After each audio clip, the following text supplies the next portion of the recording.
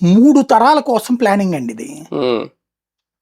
Next ఇప్పుడు ఈ ఒకేసారి మొత్తం జరిగిపోవడం వీళ్ళ చేతిలో లేదని వీళ్ళకి కూడా తెలుసు. ఇప్పుడు పబ్లిక్ ని ఏం కన్విన్స్ చేస్తారు? మొన్నటిదాకానేమో 7 ఏళ్లలోనే హైదరాబాద్ సృష్టించేసింది చంద్రబాబు. 9 ఏళ్లలో, 9 ఏళ్ళు కూడా అనకూడదు, 5 ఏళ్ళు అనాలి. ఎందుకంటే 1999 నాటికి కన్స్ట్రక్షన్ అండర్ కన్స్ట్రక్షన్ లో ఉంది అది ఎల్ఎన్టీ టవర్. 99లో మళ్ళీ ఈయన అధికారంలోకి వచ్చాక ఇనాగ్రేషన్ జరిగింది. అంటే ఆ తర్వాత 5 ఏళ్లలో నేను మొత్తం హైదరాబాద్ సృష్టించేసాను, ప్రపంచంలోకి పెట్టానంటాడు.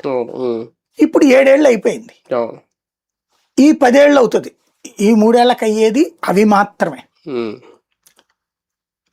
ఇప్పుడేం మిగిలి చేశారు? ఒకేసారి ఎట్ట అయిపోతుంది?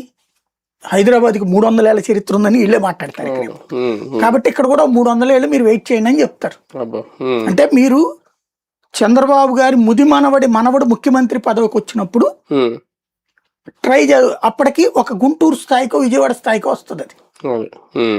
లేదా విజయవాడ గుంటూరు ఇవన్నీ కలిసిపోయి దానంతటా అది ఆటోమేటిక్ డెవలప్ జరగాలి. ఇప్పుడు సింపుల్ లాజిక్ ఏంటంటే, ఏ కారణంగా నేను రాజధానికి వెళ్ళాలి? ఇప్పుడు నాకు ఊహ తెలిసాక నేను రాజధానికి వెళ్ళింది ఓసారి మా చెల్లెళ్ళు అక్కడే, మా బావ వేరే జాబ్ చేస్తున్నప్పుడు అన్నా చెల్లి భోజనానికి ఓసారి, అప్పుడు